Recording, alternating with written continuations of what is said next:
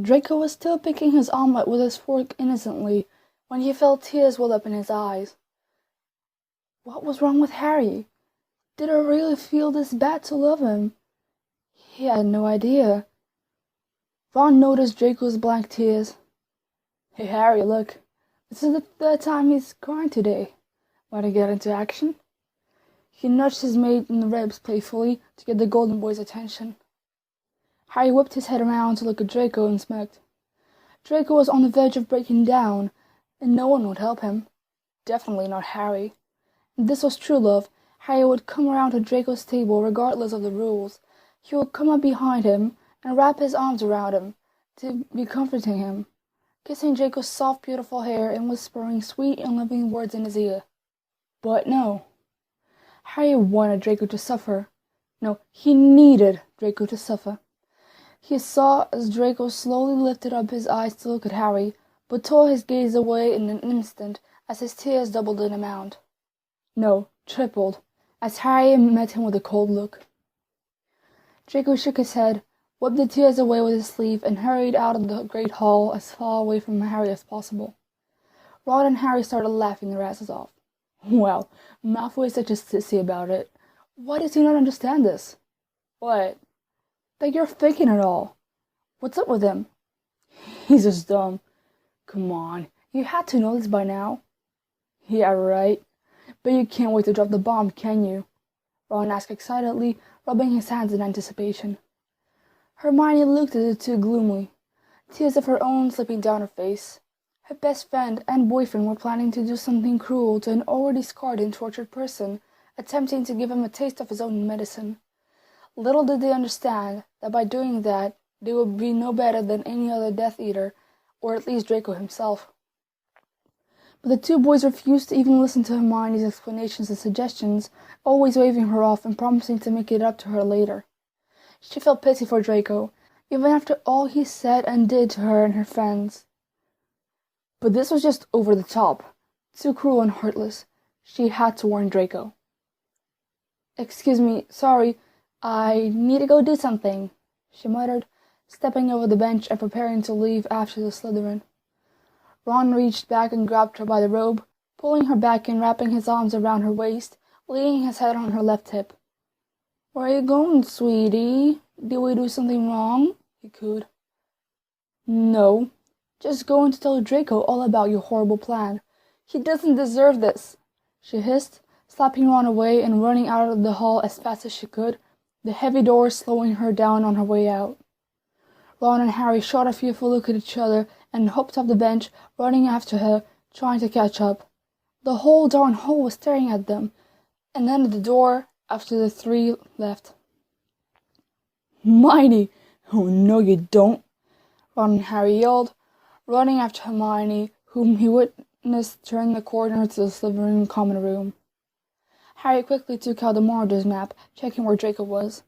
He wasn't in the Slytherin common room, but he was close. He was in a corridor, pacing the hall.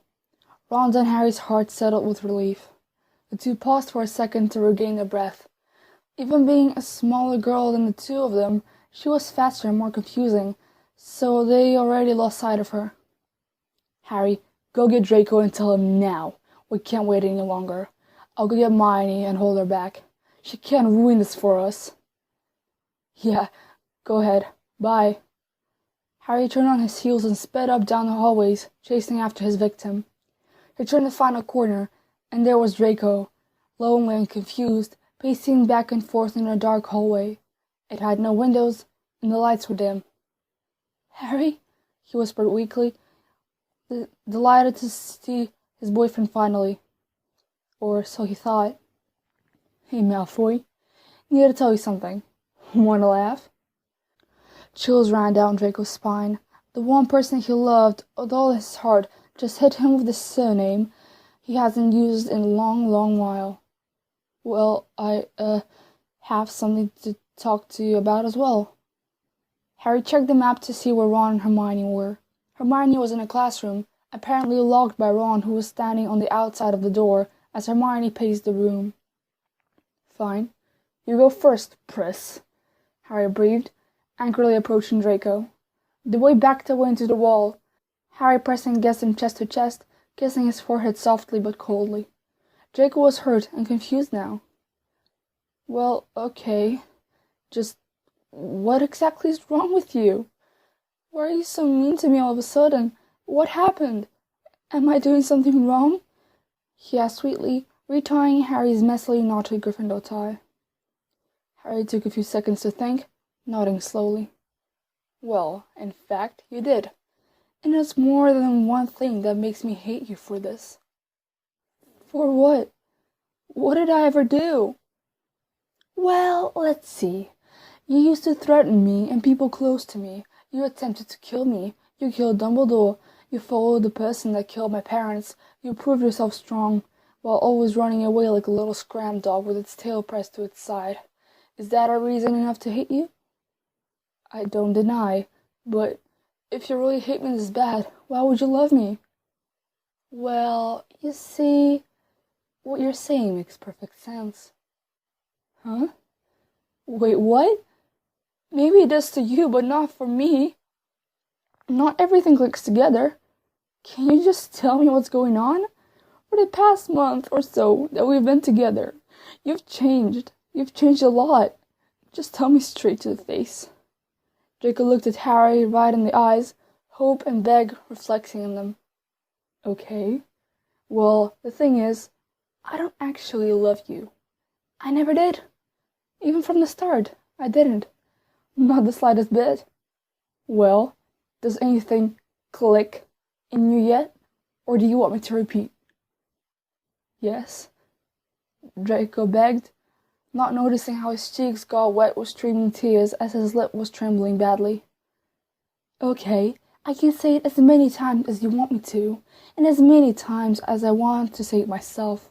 And trust me, that'll be a lot of times. I hate you. Every single little bit of you. This was all a prank, a setup, and really nothing more. A game I played on you. Well, how do you like this, huh? Do you now know how your venomous apple tastes? Well, I'll make sure you swallow it all. A fist crashed into Draco's stomach, making Draco fall to his knees before Harry. He was crying hysterically now, his sobs and screams echoing through the hall. He heard footsteps. They came closer and closer. Finally, help! Anyone, help! Please! He whined, falling down on the ground, smacking the floor with his fist. No one will help you now. Ron's evil voice came from the source of the footsteps, and he came over and stood by Harry, both boys feeling pleased and proud. He's pathetic, isn't he? Harry nudged Ron, pointing at the hysterical man on the floor, chuckling at the dramatic scene before him. Yeah, fascinating, isn't it? Amazing. I never thought that revenge could be so sweet. So relieving. Anyways, where's Marnie? Ron turned Harry to the right by the shoulder. Wait for it. Can you hear her? He said quietly, trying to listen over Draco's crying.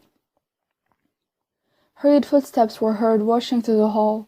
Then Hermione finally appeared at the corner, hand clasped over her mouth, her eyes wide with horror as she witnessed the scene before her. Draco was collapsed on the floor, wishing to die more than anything, curled up in a tight ball, crying his torn soul out. Her boyfriend and best friend were standing by his side, arms crossed over their chests, evil smirks on their faces. Smirks of victory and power. Shit, she breathed, hurrying over to Draco's side. She stood by him for a few moments, thinking whether he is actually worth helping. Of course, he was. Draco or not, he was a mentally and physically broken human. Good luck with that bitch, honey, Ron said proudly, wrapping an arm around Harry's shoulders as the two walked off together, laughing.